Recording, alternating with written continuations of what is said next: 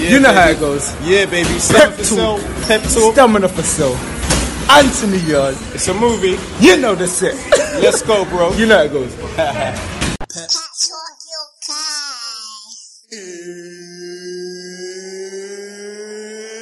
It's time!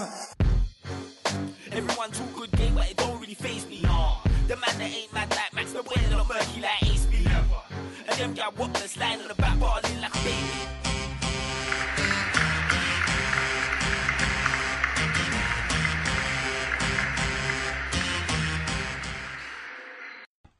Oi, oi. Welcome to the Pep Talk UK Sports Podcast. The podcast that talks the major boxing and football news from around the globe. Real points of view from a real panel. Hashtag real talk on Pep Talk. Please subscribe to Pep Talk UK on iTunes and YouTube. Don't forget to like, share and comment. Now I'm your host Frankie B and I'm joined by a sick panel. Firstly, I'd like to welcome from the deepest, darkest part of Finchley. It's one of the Pep Talk boys. It's MJ the Red. How you doing, bro? Frankie B, MJ in the building. Yeah. Excited. Listen, after fight week, we saw Joshua win in the 10th round. We saw this man with a broken nose return to the gym the next day and then afterwards show up at Man United's training ground and he was actually scoring penalties. Apparently Mourinho said he's ready to get rid of Chris Smalling and actually play him in central defence. You know what? That would make defending a whole other kind of matter with him knocking people out. And I guess that'll make them pretty effective at set pieces. Well, you know, so you know what we could actually use him. Bring him over to Liverpool. Liverpool, we mate. need to be a bit tougher, you know. Mate, but you guys need Joshua, you need Deontay Wilder, mate, you need Ortiz. You know, you need 3 at the back, mate. Mate, we need like 15 at the back if we can get it, you know. So yeah. But looking forward to discussing the boxing and all the football with all the panelists today. Yeah, my guy. MJ, you want to shout out your social media?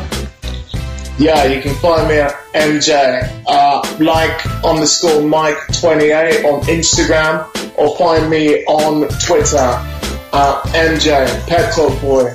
Send me abuse, I'd rather you didn't, but just interact, send me some likes, send me some good stuff, let's get talking. Yeah, just troll him.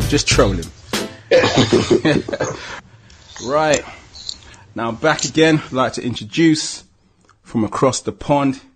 It's the writer from Boxing News and also from Boxing Africa. It's Ken Buhari. How you doing, Geese? I'm doing good, man. How's it going over there? Mate, I'm doing well, mate. It's been pretty lit for boxing. You know, last weekend, AJ. Yeah, it's been lit all year, you know. I don't know how it is over there, but AJ's starting to build up a name over here. Shout out to DEONTAY for keeping his name in his mouth every day, it seems like. That's it. He wants to get paid, man. Can you blame him? I don't blame him. I do the same thing.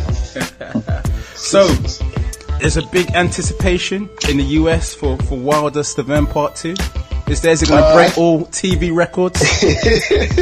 I think there's big anticipation for Wilder Joshua maybe, but I don't know too many people that are excited about this fight. But I do think that because Joshua fought last week, that there's this build up to that fight, so people are interested in seeing what Wilder will do this weekend. Do you think Deontay Wilder will dispatch of Stiverne easily? He should, but I got to tell you something. I haven't really heard him talk about Stiverne at all. So I hope he realizes it's not Anthony Joshua he's fighting on Saturday, you know, or he might get the shock of his life. All he needs to do is just cut off the dreads, man. Cut off Stiverne's dreads, man, you know. That's it, Samson, you know. That's it, you know. That's it. Cool. So, want to keep it moving, Ken? You want to shout out your social media? Absolutely. You can check me out on Twitter at K Buhari. That's KBOUHAIRIE, or Boxing Africa on Twitter and Instagram at Box Africa. Cracking stuff. Right. Now, finally, I'd like to welcome for the first time from my extended family of Gooners. It's Turkish. How you doing, my brother? Yeah, how's it going, bro? Thanks for having me on. All good, bruv. All good, man. So, good weekend. Last weekend, dispatching of Swansea. Easy work. I guess we're overperforming once again. Yeah, boy, easy work. Don't know about that, but listen, anytime I watch games now, I just think that at the end of the season, we ain't winning nothing, so really, I don't know what I'm watching anymore. Yeah. There's a lack of direction at the club, isn't there? Yeah, there's a total lack of direction. There's a lack of ambition, direction, respect for the fans, respect for shareholders even, as you saw from the AGM. Mm-hmm. Yeah, that was probably the most widely talked about AGM, there is in football, Yeah. It was crazy. But people keep quiet about it. The pundits never want to talk about it. I don't understand that. For years, the pundits have been saying what's wrong with Arsenal, the soft centre, the lack of defensive organisation, but they never seem to blame Wenger, or they never seem to blame the board. And even Gary Neville last year, when he came out to get onto that fan, he called him an idiot or whatever, the Arsenal fan that was saying Wenger out. Like, come on. It's you pundits that slate us year after year. What do you expect when we see other teams changing managers and winning? Yeah. Or getting better at least? Because Tottenham ain't won, but they're doing well. They ain't won nothing, but they're doing well. You get me? So I guess, we could really officially say that you're part of the Wenger out brigade? 100%. 100%. I'm at the forefront of it. We stand strong. Wenger out. We stand strong. Yeah, 100. So Turkish, you want to keep it moving? You want to shout out your social media? Yeah, to be honest, I've got Twitter, Turkish Arsenal. I'm starting to use that more often. Instagram, Turkish LDN. I got YouTube coming, Turkish Arsenal as well. That's ready. And yeah, that's about it. Everything's kind of starting off now anyway. My guy. Excellent, guys. We're going to keep it moving. Ladies and gents, for the fight fans locked in, for the football fans locked in, now it's time for some real talk on Pep Talk. Let's go. Yes, we ready. Let's get into it. It's real talk. It's Pep Talk. So we start with the boxing. Anthony Joshua went 20-0, winning by a technical knockout in the 10th round over the brave challenger Carlos Takam at the Principality Stadium in Cardiff. Now MJ, I bet AJ slept like a baby after the win over Carlos Takam. He put on a hell of a fight. Credit to Takam, who we said eats yam. He was a durable challenger, and he really made AJ work for his money at the Principality. Frankie B, absolutely. I have to agree with you. It was, well, to be honest, there was a lot of booing going on at the end. It was, I think people wanted to see it go on for a little bit longer, but you know what? He was showing that, he was still in there. Yeah, I mean, he was saying, but let's be honest, it would just be more of a beating. Well, yeah, you said AJ slept well. I don't know how that's possible because he broke his nose early on in the fight. So hopefully, well, to be honest, I'm sure when he looks at his bank account as well as Tekkem as well, it was a pretty good fight, even though Eddie Hearn, the promoter, the main guy behind all this big boxing, he actually got booed, and he consistently gets booed. But it was a really good fight. Anthony Joshua, we weren't so sure because every single boxer or boxers who've been on the podcast have always said, after you've had a career high, such as Klitschko at Wembley, yep, to get yourself up for the next fight that is not as glamorous. What Anthony Joshua showed us is that he is professional and he's still the main man of the heavyweight division, even though Deontay Wilder will have lots of stuff to say about that. Bomber squad, mate. This chant won't go away until AJ and Deontay Wilder get it on. Well, it's not just that. Tyson Fury's now calling him out, which is like a come out retirement. Yeah, again, yeah. well, let's hope he doesn't go back into retirement and then come out, because that's what he does. Tyson Fury typically comes out of retirement on a Tuesday and is retired by Thursday. So let's see what happens. We're watching this space. But it was a great fight. We're looking forward to Deontay this weekend, which I know we'll get down to.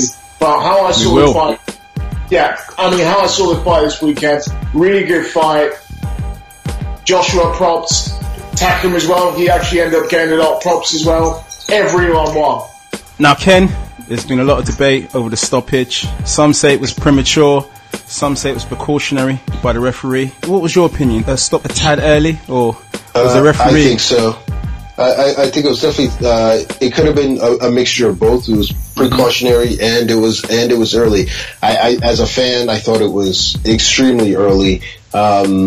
Maybe a couple more punches and then you stop the fight, but it didn't seem like Takam was in such bad shape. He wasn't in any serious trouble. He just took a couple shots and they didn't look like shots that were any heavier or harder than anything he had eaten throughout the fight. And he had been coming on in the past couple rounds. I wouldn't say he had won them, but he looked a little better. I also think that something that hasn't been mentioned yet is that it could be to Joshua's benefit for him to go to the 10th, 11th round again. To do the rounds, yeah. Right, see what happens if he, in the 10th round, if he's unloading on someone and they won't go, well, how does Anthony Joshua respond? So it might have been to his benefit to see what happened. But either way, all the referee did was really fast forward the ending, because that was the inevitable. Was Anthony Joshua was going to win, and it looked like probably by stoppage. From what I saw watching the fight, Joshua's winning every round anyway. Takam proved that he's got a chin, but it just looked like the inevitable was going to happen. He was going to be stopped anyway. So credit to the ref, probably saved them the opportunity to go raving on a different night. Right. But credit to Takam though, Ken. He was a really tough competitor. I mean, short notice, was it 12 days notice to put on a performance like that? Right. I mean, and also credit to Joshua, because Takam may have had 12 days notice, but he had been preparing for the fight for at least 8 weeks, knowing that he was on standby, whereas Joshua had only 12 days to switch over to him. I think it was a workmanlike performance from Joshua. I think that it was a solid performance. You're not going to look good every single time out. Takam's actually a decent fighter. I don't know where people get this idea that he's not. He's a tricky fighter. So I thought it was a solid performance by Joshua. I'd like to see Wilder take on Takam, for instance. I don't see anyone like that on his resume. So. Just saying. I think it was a solid performance by Joshua, and he's still the man to beat at heavyweight. He's a little too stiff. I don't know what's up with all this weight gain. I mean, he was never Pernell Whitaker as far as being able to move around, but he's looking stiffer and stiffer. So I'm not sure if the weight gain was a good idea. I like how he puts his punches together. He's a thinking fighter in there. I don't see any heavyweight that can beat him, but in another era, he'd be in a lot of trouble. Yeah. Watching the fight, I see if that fight with Ortiz does ever happen, I think there's going to be problems in that fight. Is that Ortiz on the PEDs or Ortiz without the That's him when his blood pressure's under control, mate, Yeah. I mean, I think Ortiz is a dangerous fighter for any of them, simply because he's experienced and he hits hard. And I think when it comes to heavyweight boxing, those two things can take you a long, long way. So the thing is, I don't really know how good Ortiz is. We haven't really seen him minus the PEDs, so we don't know what he's going to look like. But I mean, that's the unfortunate truth. So he may look like a shell of himself. Plus, no one knows how old he really is. But yeah, I think if it's the Ortiz that we've seen in any of those recent fights, he's a handful for either one of those guys, for Wilder or for Joshua. And I think both those guys are a handful for each other too. As Deontay Wilder says, he's the most feared since Mike Tyson, mate. I wouldn't go that far, but I like Wilder a lot. I think that he's a little underrated, but he's also, his flaws are glaring, and I sure hope he's paying attention to who he's fighting this weekend again, because I haven't heard him say a word about Xzhibit. You can't blame him, man. He's looking for that payday, mate. Yeah. No, I know. Now, Turkish. Did you tune in to the fight? And what did you think of Anthony Joshua? Obviously, he didn't blast away Takam like the majority of casuals thought he would. But, you know, nevertheless, mate, he's still 20-0, mate. Pretty impressive. To be honest, yeah, like Ken, I agree with what Ken was saying, to be honest. Like, on short note, it was like, you could tell he was preparing for Pulev with the weight gain, and he didn't really have any bursts in the fight. Against Klitschko, he had them 2 bursts where he knocked him down both times. In this fight, he didn't really have any. It seemed like he was looking to go the distance with Pulev, but obviously Takam's come in, and it was an early stoppage. I just feel like refs need to wait for at least one knockdown before they can stop the fight, because there is still a doctor there, and the corner can throw in the flag if they want. So really, I feel like the ref they need to change some of the rules, because it even happened with the McGregor and Mayo, but they should have waited for at least one knockdown, and then you can kind of say, yeah. But then true that Takam did technically get knocked down when he fell back and put one arm on the floor. Yeah, and a lot of people do forget that Takam had 2 big cuts around both eyes. So, yeah, you know, as the fight wears on, his vision probably was going to be impaired a bit more. And Joshua probably would have put together some more heavy shots, you know, and really done damage. So, I don't know. I mean, you know, it could be precautionary, as they say. Yeah, it's a possibility, definitely. But the doctor's there as well. So if the ref has any doubt, I think before the round starts, just make sure again. That's because you see a bit of a wobble. I think obviously fighters can pass through a wobble. I mean, we've seen it many times. I think it's just softening up the sport in a sense. You know, one thing I do know is I wouldn't want to meet Carlos Takam in a dark alley, mate. I'll tell you that. Nah, definitely not. Some endurance. I'll tell you that. Right, moving on. AJ's arch enemy, Dillian Whyte, beat Robert Helenius on the scorecards to pick up the WBC silver heavyweight title on the undercard. Now, Ken, Dillian Whyte keeps doing the business. He slayed a Viking in Helenius. Can you assess his performance from across the pond? I think it was a decent performance. I think that Helenius had seen better days. Obviously, I didn't like the fact that he was able to hurt Whyte too in the early round. He was a very friendly Viking. Yeah, he was a very friendly Viking on the night. And an old one. I hope this calms down some of the chatter about. I'm not sure why Eddie Hearn is trying to push this Deontay Wilder or Dillian Whyte fight like it's something we were clamoring for before he mentioned it. Because I don't remember anyone clamoring for it before he began mentioning it. So I hope this brings him back down to earth a little bit. I thought it was a decent performance. I wasn't too impressed. I don't think any heavyweight, Joshua or Wilder, is losing sleep over Whyte's performance. And I think Whyte's going to need maybe a more impressive win to land another world title shot. Yeah. But, you know, what Dillian Whyte was saying is, you know, it's not his fault if, you know, the other fighter doesn't want to come to fight. You know, he was saying he ran, so what's he meant to do? Well, I mean, for one, you can try not to get hurt when he doesn't run. It's a fair point, but nevertheless, it wasn't an impressive performance. And that's reality. Not everyone is going to stand in front of you and pretend to be a heavy bag. So you have to be able to adapt. I think Whyte's a good fighter, but again, I don't think beating a 33-year-old Robert Helenius at this stage of his career is enough to warrant another title shot. Oh, you know, I'm going to give him props for slaying a Viking, mate, you know? It's not easy to beat 4, mate, you know? No, not at all. That's rare in 2017. Oh, dear.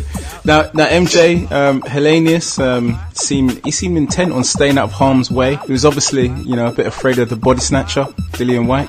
Well, you know what, I mean, you really can't blame him, though, so yeah. I mean, we've got to shout out the body snatcher. It's from Brixton, mate. I'd be scared. Well, yeah, that as well. But we've got to shout out the body snatcher, because we met up with the body snatcher when we were at the JB Next Gen. Cool, yeah.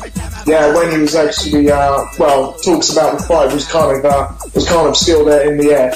But he kind of did enough, but I totally agree with Ken. It's kind of like when the heavyweights are fighting, Joshua is fighting. I mean, Joshua's already tested, he's got nothing to prove.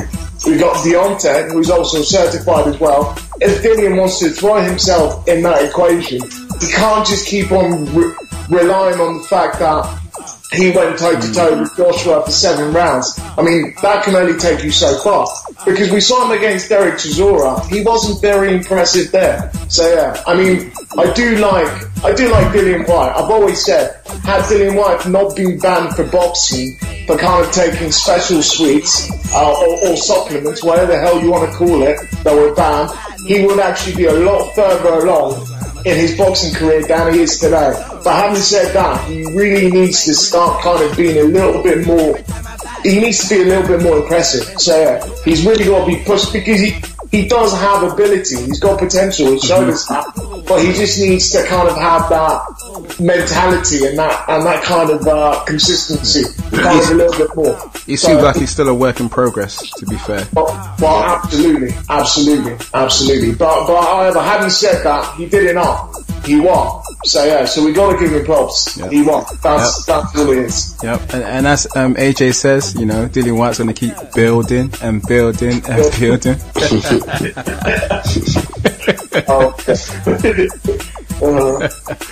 All right, now Turkish. Dillian Whyte, he's after Deontay Wilder, mate. He's after that WBC green belt, mate. And you know, this win against Helenius will probably put him a step closer to maybe achieving that, you know? Yeah, no, I like White. Like MJ was saying, I like him, but he hasn't really put in that performance yet. The Chisora performance and the Helenius performance. Yeah, he got through them. He did slug it out. But I think at the same time, he does deserve the shot against Wilder. Yeah, he's worked hard. And to be honest, Wilder needs to have that on his resume anyway. Benny was saying today that Benny's beaten one heavyweight and his resume is better than Wilder's. Yeah. So, I agree with that. Who's Wilder really fought? Let's be honest. Definitely. I mean, if Wilder fights White, then that would probably be his best. Well, maybe Baby Miller, but we'll see. I think that might be the next fight. Yeah. Wilder and Deontay. No. I think White versus Miller will probably be the next. Okay, big baby, yeah. The fight. Yeah, I think so. I mean, I think it's a little. I get what you guys are saying, but I also think it's unfair to Wilder. I got to speak up for America now, guys. I got to take a stand for the U.S. But he gets a lot of slack over here. I'll tell you that. I think it's a little, the thing with Wilder is, and don't get me wrong, I'll be the first to say that his resume is not too impressive. He's clearly the number 2 heavyweight. But, the reality is that he's made attempts, unless you're a conspiracy theorist and you understand what happened with the Povetkin fight, you see what happened with the Ortiz fight. Yeah. And then he's been calling out Anthony Joshua for he wants that fight. And then instead they're like, fight Dillian Whyte because you don't really have anyone on your resume. And so it's like, well, I've been trying to get these guys in the ring, and now when I want the ultimate challenge, you're telling me I can't have, so it's, a damned if you do, damned if you don't situation for Wilder. And I get what he's saying. He's saying, sure, I'll fight Dillian Whyte. Just put in the contract that you're going to give me. You guarantee that Anthony Joshua is next. Mm-hmm. And I can't argue with that either, because that's fair. That's fair. Yeah, I think that is fair. I totally agree with everything you said there, Ken. However, we do need to remember when Deontay was actually over here in London for the big Klitschko fight, he actually spent his time actually going after Tony Bellew, which is just kind of come on, seriously. That's just to let you know, that's his MO. I mean, when he beat Gerald Washington in Alabama in February, on the way to the dressing room, he got in a fight with Dominique Brazil. And it was calling him out. He's kind of a rough character, Deontay Wilder is, but when it comes to business and the business of fighting, I think he's not really looking for Tony. I do think, with all that said, the interesting thing about Deontay Wilder is that he can knock anyone out in the heavyweight division. He can also get knocked out by anyone in the heavyweight division. So I wouldn't be surprised if Bermane Stiverne turns in, Evander Holyfield versus Mike Tyson like performance, or the shock. It's heavyweight boxing. And like I said, I still haven't heard Wilder talking about Stiverne, which means it's either a terrible mismatch or he's in for the shock of his life. So we'll see. Did you see that, Ken? Did you see that video on YouTube when Big Baby was winding up Stiverne in I did. In Shannon Briggs' gym, yep. Yeah, Big Baby's great. I mean, he's got to be the best talker among these heavyweights right now, and he's good too. You know, I'm curious to see what happens. I wouldn't be surprised, like I said, if Big Baby and White fight, and one of them is in line for Joshua before Wilder is. You know, it makes sense for Hearn. And so we'll see how it all goes down. And now that Eddie Hearn's got the shows out in America, that's to right. maybe potentially build, Big Baby out there as well on some of these shows. And when if he does come over to fight, AJ or Dillian White, then that profile will potentially be there. Exactly. And I think and Miller's the kind of guy that you can promote. He's a good talker. Big guy. He hates Deontay Wilder, so I think at some point those paths will cross. And the funny thing is, he could admit that he loves a cheeseburger. Oh yeah, and how can you be mad at that? I mean, how can you be mad at that? The last heavyweight that loved the cheeseburger was George Foreman. He did all right. So, hey, the Foreman grill was my idea. Yeah, it wasn't really. It's the greatest invention ever, let me tell you. I tell you. Okay, guys, just basically to the fight itself. Deontay Wilder, Stern. Now, Ken, what's the actual build-up been like in the States for this fight? Is anyone talking about it? Well, I mean, they're talking about Deontay Wilder. No one's talking about Bermain Sever. And with good reason. He's 39 years old. He hasn't fought in 2 years. He looked terrible in his last fight 2 years ago, which was against a journeyman named Derek Rossi. He got knocked down in the first round. He just looked horrible. The fight before that was against Wilder, where he looked terrible again. So I think he has it. I mean, so there's no reason to discuss them. On paper, he's a 25-1 underdog. So I haven't heard much conversation about him. That said, I don't think it's fair I don't think it's fair to count him out just because, hey, in his prime, he was actually a pretty good fighter. And he had a nice little run there. And let's be honest, I don't know anyone who's impressed with Deontay Wilder's chin. He got rocked by Molina. He's been rocked, a bunch of people. So I'm not discounting a Stavern upset, but it's highly unlikely if Wilder's focused and he's ready to go. It sure sounds like he's ready to go. Whether he's focused on Stavern is another thing, but like I said, maybe it's just because Stavern really isn't that much of an opponent. Well, anyway, I'm sure Deontay Wilder will come through that. I'm sure we'll all look forward to possibly AJ versus Wilder. Oh, so yeah, be the bomb squad. Oh God. Okay. Just before we let you go, Ken, what about the other fighters on the bill at the Principality? Did any other British fighters take your eye? I liked Joshua Buatsi. I thought he impressed again. I thought he showed some. Oh yes, that's not the reason why. I swear, maybe a little bit. But I think he's a good, impressive young fighter. I like his passion. I thought he was fiery. I think he needs to work on his defense a little bit, but he's got a long way to go. And I thought he looked really, really good. So he's someone I'm definitely going to be watching. I gotta say, you guys are building up a nice stable over there. I can't wait to see those guys a little more. I mean, speaking of stable, you see Frank Warren. What he's doing out here. Right. I mean, he's got Dubois, Lee Selby, Anthony Yard, James DeGale. DeGale, that's right.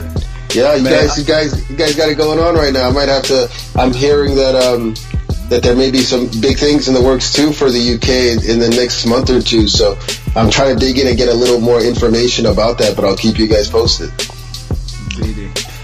Now it's interview time. Now, Frank Warren shocked the boxing world last week with the announcement that he will be promoting 2 more champions on December the 9th at the Copper Box Arena, namely the IBF Super Middleweight Champion James Chunky DeGale and the IBF Featherweight Champion Lee Selby. Let's hear from the promoter Supremo himself, Mr. Frank Warren. Pep Talk Talk UK I joined by a chap, an apology first, because I've not ever interviewed him, and he's probably one of my favourite promoters. It's Mr. Frank Warren. How you doing, Frank? I'm doing well, my son, I'm doing well. Frank, I've just seen you've got yourself James DeGale, you've got yourself Lee Selby, who are probably two of the most underrated British boxers that are world champions. That's right, I mean they're absolutely underrated. And on the British pound for pound list, they're probably the top guys. So it's great that they're with me now, and they're working on this show on the 9th of December, and I'm highly delighted, especially with James. James started out with me years ago. He won the European title. He fought George Groves on my show, and he's gone off and done magnificently well for himself. And his homecoming will be on the 9th of December on the show I'm promoted. So as I say, I'm absolutely over the moon about that. I train at a club, KO.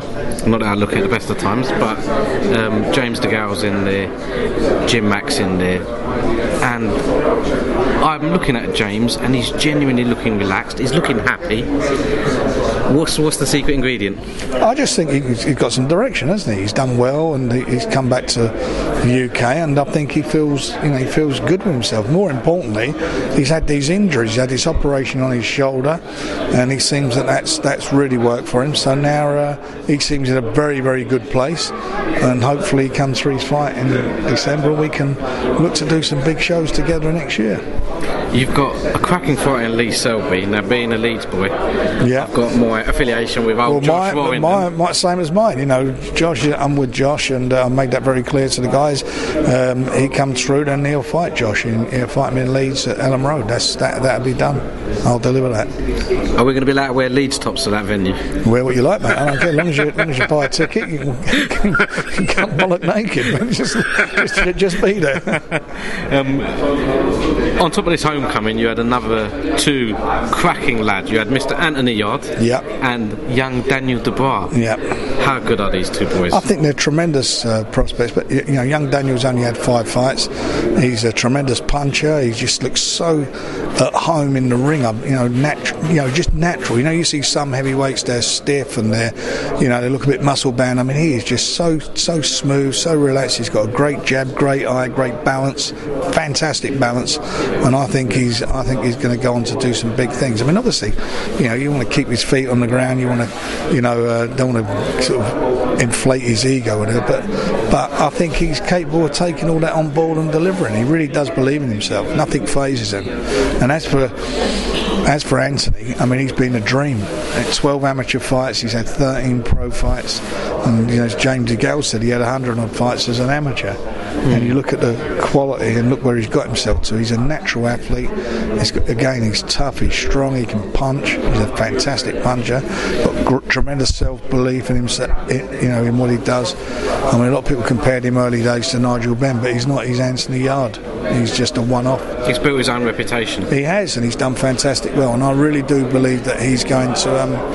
Going to go on to bigger and better things. And it's good for these guys to be involved in these shows. Get that big buzz about being around. Big fights and big promotions. So, I'm delighted for him. It's a fantastic arena as well. The Copper Box, it's a natural venue. It's not a bad seat in there. It's a fantastic arena, as you say. And, it's got good capacity to it. Good capacity, and it'll be good. And on the night, we sort of work very hard to bring boxing there and continue to deliver the shows there, and it's looking really good. And fingers crossed, we'll have a good show on the night. Looking back, you've been in and around boxing for a short while now, a long while. Out of all the boxers you've looked after, who is the one that springs to mind as your favourite, or is there too much? It's difficult to say that. You have favourite moments. I mean, I can't say who my favourite fighter is. I can't. There's been some great guys I work with. I mean, for me, Enzo Macronelli is just a fantastic person. Been a great guy. Been with me, started with me, and ended with me. And I just, I got all the time in the world for him. Great moments with Naz. Great moments with Nigel Benn, Frank Bruno winning the world title. So many good moments. I've taken Naz to New York, being the first British promoter to promote at Madison Square Gardens. That was a great night. Putting Johnny Tapia on down in in Albuquerque. That was a fantastic experience. I've been blessed. I've had so many good moments and been involved with so many good quality fighters and some of Britain's and the world's best talent over the years. Chunky kept referring to Uncle Frank being back. I don't think you've been anywhere. I haven't been. I'm been here. I ain't been anywhere, and we just keep working and plugging away. And we've been plugging away, and we've got some good shows lined up. And certainly next year is going to be a good year. This deal I've done with BT is brilliant, and also with Box Nation, we've built that up to be a fantastic channel in the last 6 years, bringing fights from all over the world.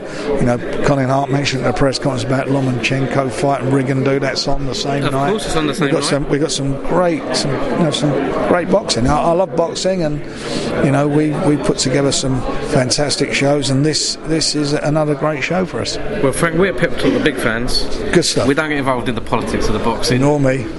Enjoy it. Thank you very much for your service to boxing. We've enjoyed it. Thank you, Frank. Cheers, buddy. Cracking stuff. Looking forward to a brilliant night of boxing at the Copper Box, December the 9th. Now it's football time. So there's some mouth-watering Premier League clashes this weekend, and we're going to preview them with a few predictions. Now, the biggest one, Chelsea versus Man United. Now, Turkish, Man United still riding high, just behind City. Well, quite a few points behind City. How's this one going to go? Do you see Man United going to the bridge and Mourinho upsetting his old employers? Do you know what? This is a mad one, because Mourinho, obviously, he's already shown he's going to do the same thing against the big teams. He's always done that. The Liverpool-Tottenham game, that's what he does. But Chelsea ain't playing that sick at the moment. Like they can be fresh right now in the Premiership. I can see Man United just beating them 4-0. But I can also see a 1-0 win for Chelsea, or a 0-0. That match I can't even predict it, to be honest with you. You know what? My money would be on the draw. I do think Mourinho wants to actually beat them, though, because of that whole fan thing last year when Conte gassed up the fans after Mourinho said, you shouldn't do that. I think Mourinho would like a 3-4-0, and I think maybe he sniffs opportunity. Hopefully he does, because I'd rather see highlights of a good game like that, the usual Mourinho stuff, basically. Did he tell the fans to be quiet the other day? He starts throwing fit when it's not going his way. Mourinho's very smart against big teams. He knows how to set them up tactically, and this will be no different. He will make sure that Chelsea are neutralised. If I recall last season, he put Herrera on Hazard, and he totally neutralised them out the game. So you're dealing with a master tactician who knows about big games. Personally, like I said, I'll go for a draw. MJ, what about you? I don't actually know like a draw. I don't know what football matches you guys have been watching. This is going to be Chelsea win. No two ways about that. Chelsea win. Wow. Chelsea win. So no two ways about that. So and the reason why I say that is despite all the smoke Mourinho has actually blown up, United, when they've actually faced a decent side like Liverpool, they recorded their lowest possession rate in the history of Manchester United Premier League. And you know what? Mourinho broke his own record, because last season at Anfield was the lowest United had ever had the Premier League game. This season they were even lower. So you know what? And when they actually played Huddersfield, I think we just showed. United, they have glossed over. They're looking a lot stronger than actually what they are. And I think Chelsea are actually going to find them out. Chelsea fans have been singing N'Golo Kante with Timori Bakayoko. They never give the ball away. I'm not sure if you guys have heard that song, but I think Chelsea are going to prove Conte and Mourinho don't like each other. Especially exactly like what Turkey said. After all the antics of last season, Conte jumping up and down and all this kind of stuff, they really don't like each other. But I actually see Conte. Chelsea are under so much pressure now, and I see Chelsea winning 2-1. Yeah, love that. 2-1. Well, you know what? If Mourinho comes out to attack Chelsea, I would be really surprised, mate. I might actually crash my car into a lamppost, mate, if I hear it on the radio. Well, you know what? I'm going to take out life insurance on you now, Frank. He's not going to come out to attack, but Chelsea are not the team you play that kind of tight game with.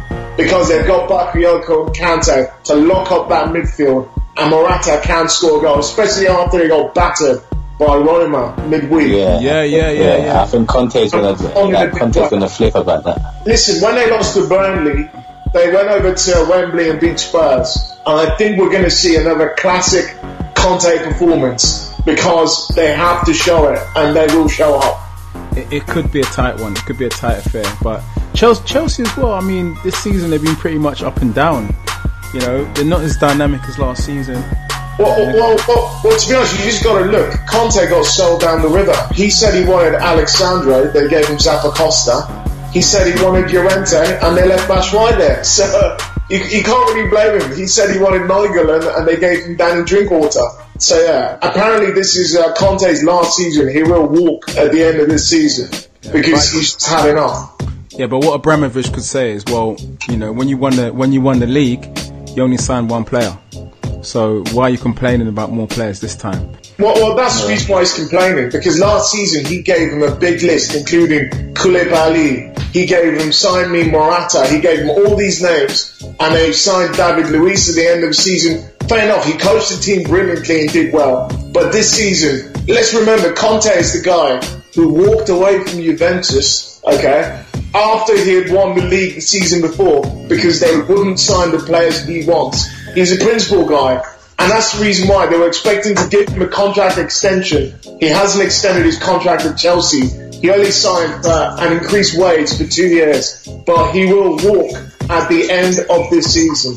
And apparently Chelsea are going to get Sarri in. But whilst he's there, Conte is going to show that he's a pretty good manager. So, arrivederci to the Chelsea fans. Yeah, come the end of the season. Right, let's move on to, you know, a team dear to the hearts of Turkish myself, the Arsenal.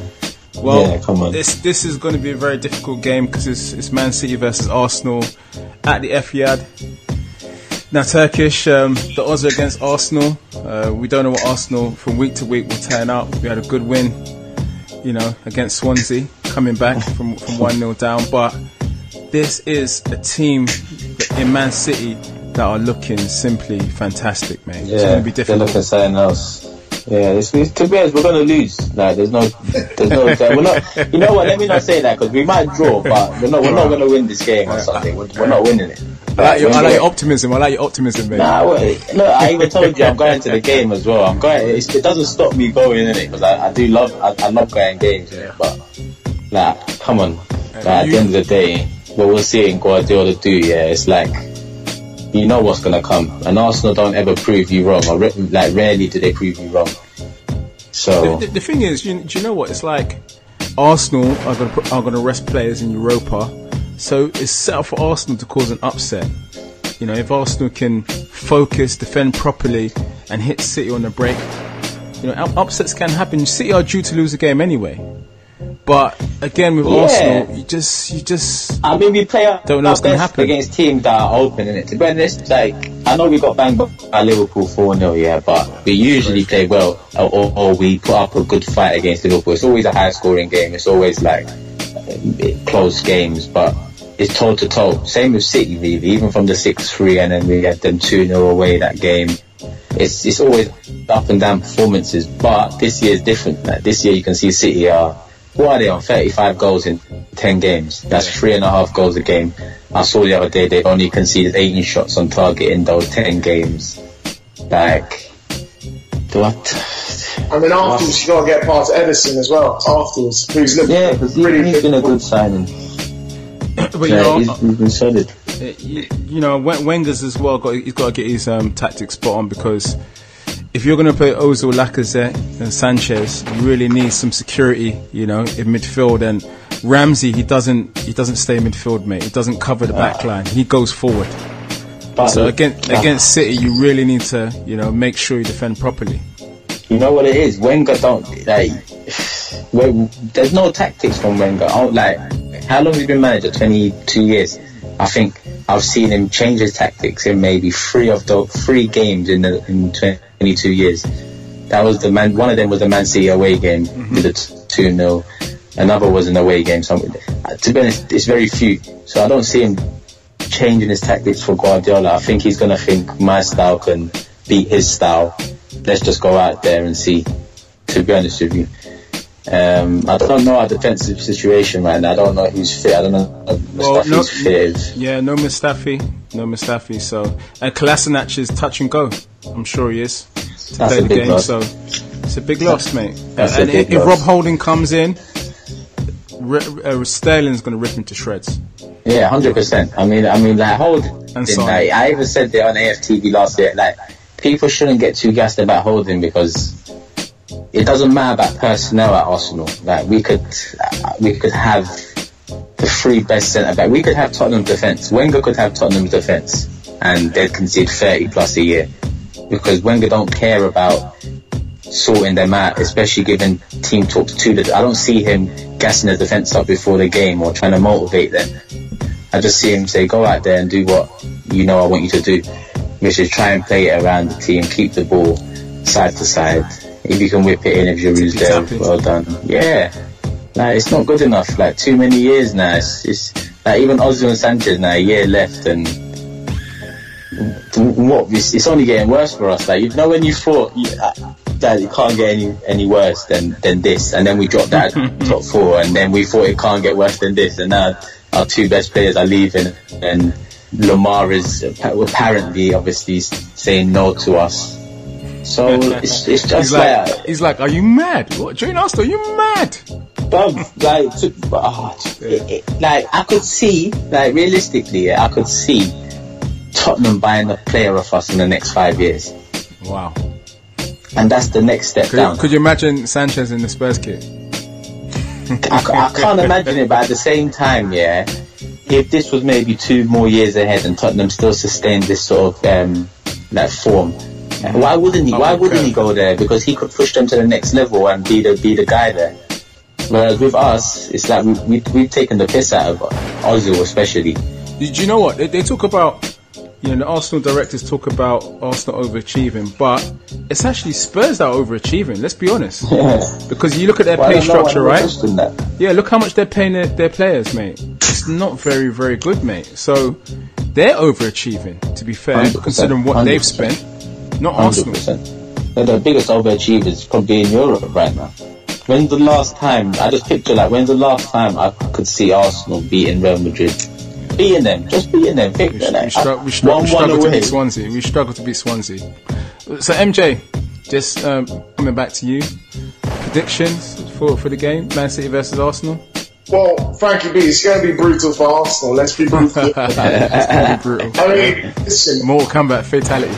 I tell you what, Player of the Month nominations are going to be announced this Friday, and we've got, 3 players from City, 4 players? The front runner is Leroy Sané, who I think has scored a goal and an assist in every game he played this month, which is pretty incredible in the Premier League. Raheem Sterling, I think, has got the same amount of goals as Sané, but 1 less assist. You've got Kevin De Bruyne, who had 3 assists this wasn't. Yep.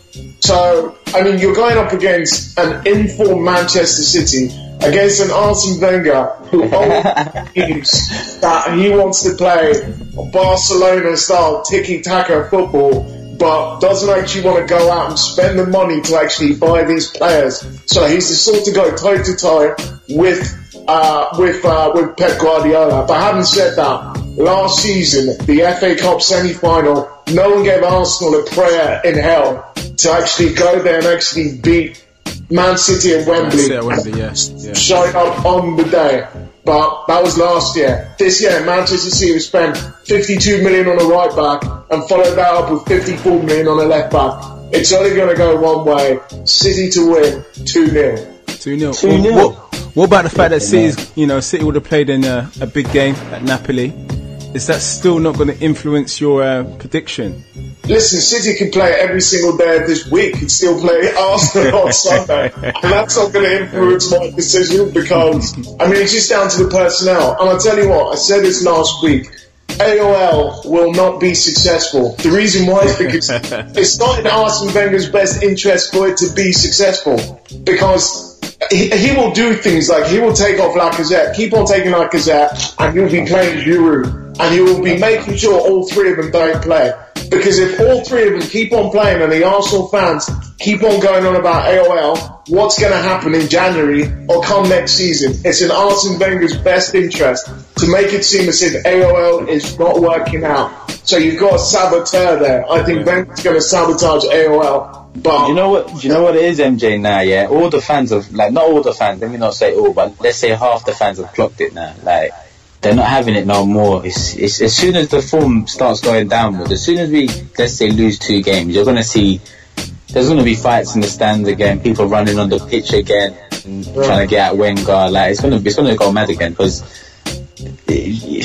people are seeing past this now. But I do get you, though. I actually agree with you, because it does make sense. Like, but it's just that fans have had enough of it. Or Arsene Wenger will sign a player that, you know, has those initials, A or O. Just to fill them in real quick. Just to say, we still got AOL. You know what? He can re-sign Yaya Shinogo and get him to change his name to something else. Make it SOL with Sonogo, yeah? Oh, God. Something like that. And I'm sure Wenger said that Sonogo, he was the next version of Eto'o. I swear he said that. I swear down. Come on, man. The guy's lost it, man. The guy's actually lost it. Like, well, he hasn't said anything of merit in the past 10 years, if I'm honest with you. He hasn't said anything. He hasn't done anything. He doesn't create players no more. He doesn't nurture the players no more. Like, he doesn't find gems. He doesn't do substitutions right. He doesn't do lineups right. He does summer transfer windows wrong. But he makes money. He makes money. But even the money he makes, the thing is, that's going downhill. It's going to go to a point where really we're going to be fucked, because there's going to be a point where either we pay the wages and compete in the top 6 now, which is what it is, or we don't pay the wages and we drop out and it becomes a top 5 and we're potentially below Everton, because if Everton keep on spending the way they spend, then they can get ahead of us real quick. But the only thing is, Everton are not going to get ahead of you in the Championship. You think they're going down? Well, with a PE teacher as manager, you never know. But you know what's quite funny about Everton? This is how bad it's gone. The Everton owner, Farhad Rashiri, he actually believes that they can actually lure Alexis Sanchez from Arsenal to Everton, which I think is one of the funniest stories I heard this past week, and it's just utterly ridiculous. If Alexis leaves, he'll go for footballing reasons, mate. We all know that. Of course, he'll go for footballing reasons to the Etihad. and he's going to buy a Bugatti shortly after that for footballing reasons. But you know what? I disagree slightly with that, because you know what? Like, if you're leaving Arsenal, I can't even say it's for money anymore, because players leave us and win things, innit? So they can justify that by saying they're going to win stuff. And if they win it, we can't really say otherwise. Look at Oxlade. He took a pay cut to go to Liverpool. And that's when you know times are fucked at Arsenal. Because City, United, Chelsea, if they get players of us, they're financially backed, and I understand. But when Liverpool are getting players and they're taking pay cuts to join Liverpool, like, you know, I don't know what's happening anymore. Listen, mate, time to peak. He absolutely kept the receipt, so you can have a refund any day you want. Any day. Hey, Klopp was rating him the other day. Klopp was saying he's been a good buy and he's going to be fantastic for you lot. So to be honest, Oxlade can become a good player. Like, he has got it in him, but he's inconsistent, and that's his problem. I don't know if... Listen, let's be real. Oxlade-Chamberlain is not a central midfielder. He can cry all he wants, he can shout and tell you how he played central midfield for Southampton. He's not a central midfielder, at best an average winger. If anything, that's one of the things that you guys actually did good business. To get 40 million for someone who's 1 year left and there's only 6 goals in about, I don't know how many games. To be honest, that's pretty good business for Arsenal. Yeah, no, it was good business, but it's always good business. Well, it's not always good business by Arsenal, but it's always business with Arsenal. Do you get what I'm saying? It's never ambition. Like, there was business, no sentiment. Yeah, like, it is good business. Trust me, it's selling Henry for 16 mil, good business. Like, it's Ozil and Sanchez on the last year of the contract, good business. So really, the good business, it's overshadowed by the shit that we do. And what was it? We sold Kleb we bought him for 13. We sold him for 13. Is that good business? Because he definitely proved at Arsenal before he left. So you could have bought Lacazette for 30 mil 3 years ago, 40 mil last summer. We don't. 55 mil this summer when Ozil and Sanchez are leaving. No, it's never good business. Since we have you on here, what do you make of the AGM?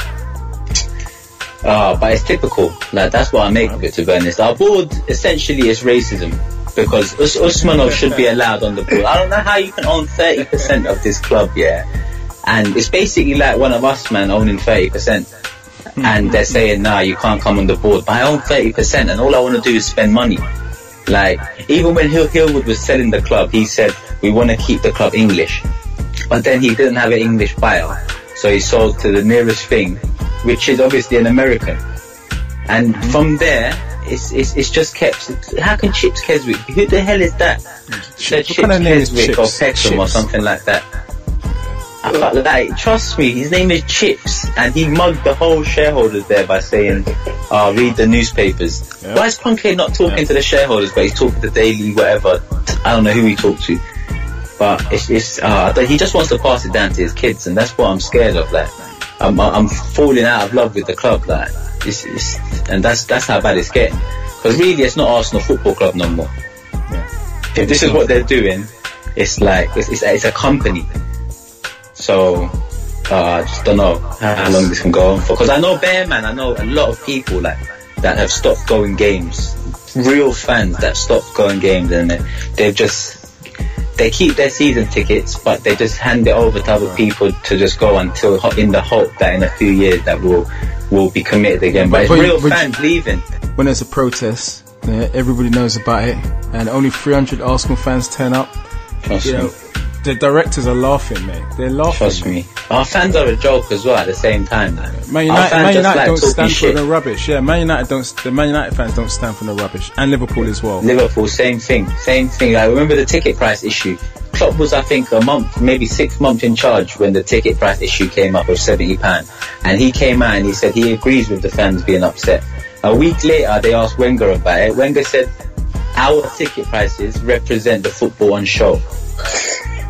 And our ticket prices are more than Bayern, Barca. And then I questioned these interviewers or whoever, these journalists asking questions. Like, surely the next question is, but you're not like Barcelona. Put it on it. You're not winning stuff. You're not winning. But they love Champions League. They love and he hasn't won a European trophy. But we could go on.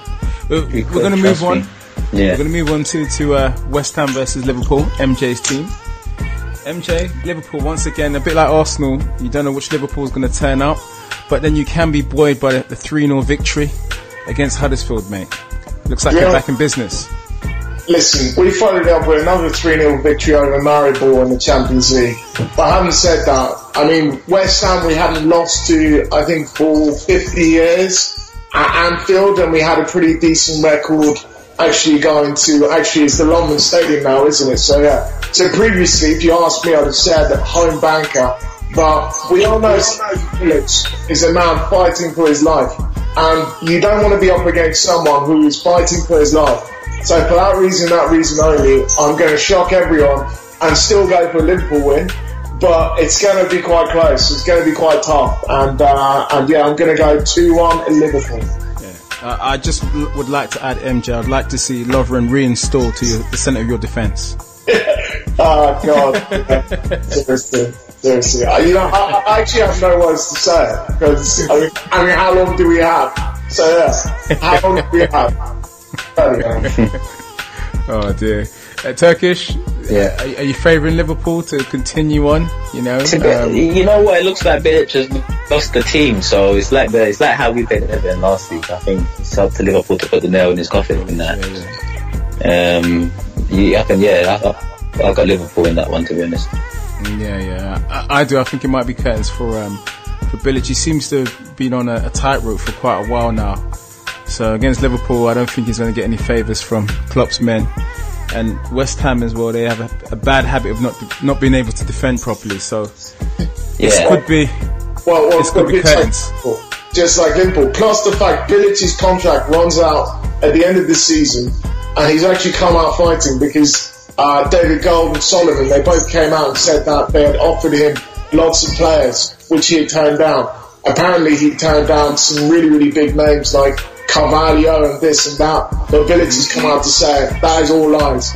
Every time I tell them I want them to sign me player A, they tell me they're bidding for player B, and then miraculously nothing happens. So Village is definitely out at the end of this season. Finito. Well, we will see if our predictions come true next week. But for now, that's our time. I'd like to thank Turkish. I'd like to thank MJ and Ken Buhari. Join us again next week for another Pep Talk UK podcast. Don't forget to hit the subscribe button and leave your comments in the box below. Cheers, thank you. Awesome. Pep Talk UK.